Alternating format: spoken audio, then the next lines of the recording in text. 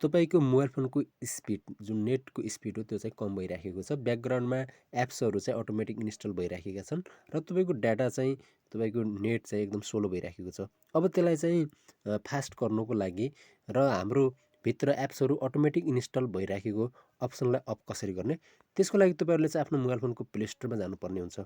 Play स्टोरमा गइसक्यो भन्दापछि यहाँनिर तपाईँले देखिराख्नु भएको तपाईँको जिमेल आइडी लगइन हुन्छ, यो अप्सनमा क्लिक गर्नुहोला। यसमा क्लिक गरिसक्यो भन्दापछि यहाँनिर तपाईँले जानुपर्ने हुन्छ म्यानेज युर डिभाइस या एप्स डिभाइस, या तपाईँले सेटिङमा क्लिक गर्नुपर्ने हुन्छ। सेटिङमा क्लिक गरिसक्यो भन्दापछि जेनरलमा क्लिक गर्नुहोला।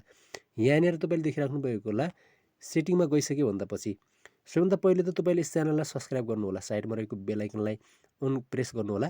तपाईँले चाहिँ भिडियो यस्तै किसिमको नोटिफिकेसन प्राप्त गर्नको लागि नेटवर्क प्रिफरेन्समा गएर तपाईँले चाहिँ एप्स डाउनलोड जुन छ त्यसलाई अटो तपाईँको ओभर एनी नेटवर्क भनेको हुन्छ, त्यति बेला चाहिँ आस्क मी एभ्री टाइममा क्लिक गर्नुहोला। त्यसभन्दा पछि अर्को अप्सन तपाईँले एप डाउनलोड प्रिफरेन्सलाई पनि यसलाई ओभर एनी नेटवर्कमा क्लिक छ तपाईँको बाइ डिफल्ट भने तपाईँको चाहिँ आस्क मी एभ्री टाइममा क्लिक गरेर छोडिदिनु होला। त्यसमा चाहिँ अटो प्ले भिडियोलाई पनि तपाईँले डन्ट अटो प्ले भिडियोमा ओके गर्नु होला। र अब यदि गरिसक्यो भने तपाईँको नेटको स्पिड एकदम